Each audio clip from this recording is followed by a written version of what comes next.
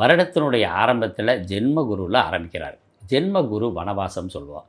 அப்போ இடம் மாறுறது, ஸ்தான பேதம் இந்த மாதிரி பிரச்சனைகள்லாம் இருக்கும்போது வருடம் ஆரம்பிக்குதே அப்படின்னு வருத்தப்பட்டுக்கிட்டு இருக்காதீங்க. ஏன்னா உங்களுக்கு வைகாசிக்கு மேலே பெரிய ராஜயோகம் காத்துக்கிட்டு இருக்கு. ரொம்ப சிறப்பான ஆண்டாக இருக்குது.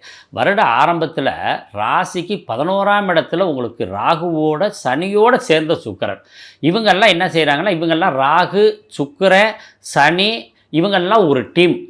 புதன் இவங்கெல்லாம், சூரியன், செவ்வாய், குரு, சந்திரன் இவங்கெல்லாம் ஒரு டீம். அப்போ இந்த சூரியனோட டீமு, சுக்கிரனோட டீமுன்னு 2 டீமாக பிரிப்போம்.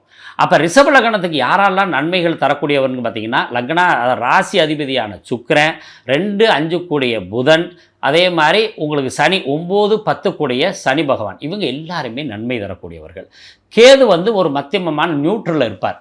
இவங்களுக்கும் செய்வார், இவங்களுக்கும் செய்வார். அப்படின்ற மாதிரி இருக்கும்போது உங்களுக்கு 3 கிரகம் லாபஸ்தானத்தில் அமைஞ்சிருக்கு.